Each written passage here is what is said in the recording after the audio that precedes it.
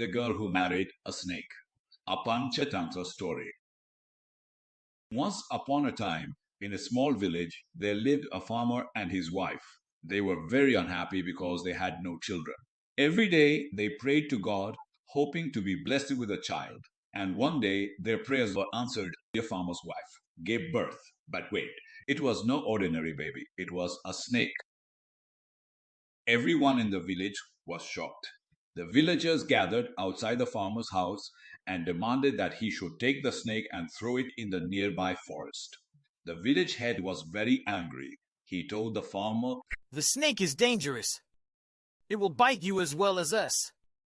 A woman was said in an angry voice. You can't keep a snake as a son.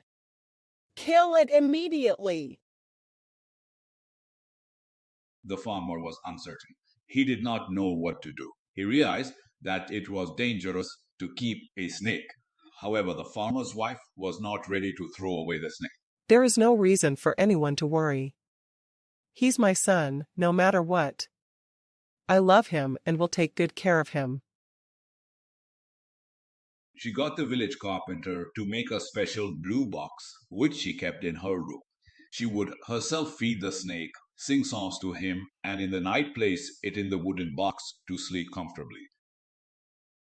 She loved the snake son with all her heart and raised him like any other child. But as the snake grew older, she started thinking, My son needs a bride. But who will marry a snake? One day, when the farmer came home, he found his wife weeping. The farmer was concerned. What's wrong? Why are you crying? The farmer's wife was clearly unhappy and sad. You don't care about our son. He has grown up, and you're not even trying to find him a bride. The farmer was taken aback. A bride? For a snake? Are you in your senses? Who would marry his daughter to a snake? But the wife refused to see reason. For days, she continued to cry. The farmer finally decided to find a bride for his snake son and set off on a journey. He went from city to city, but people laughed at him. Are you mad? Do we want our daughters to be bitten by a snake and die? Please go away and don't come again. Finally, the farmer reached a city where his childhood friend lived. By now, the farmer was very frustrated and did not know what to do. The farmer's friend was very excited to see his childhood buddy and exclaimed, "It's been ages, friend. What brings you here?" The farmer, in a low voice, said, My friend, I have been going around the country looking for a bride for my son, but have not found anyone suitable. On hearing this, the farmer's friend was ecstatic. Say no more. I have a beautiful daughter, and I've been looking for a groom for her. It seems God himself has sent you here to fulfill my wishes. You don't have to look further. My daughter will marry your son.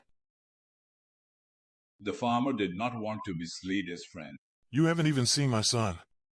I request you to meet my son, and then finalize the marriage. But the farmer's friend would hear nothing. I trust you and your family. That's enough. The match is settled. Get ready for marriage.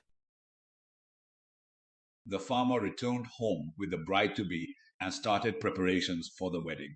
The villagers were scandalized. They tried to stop the girl and plead with her, Don't marry the snake. It will ruin your life.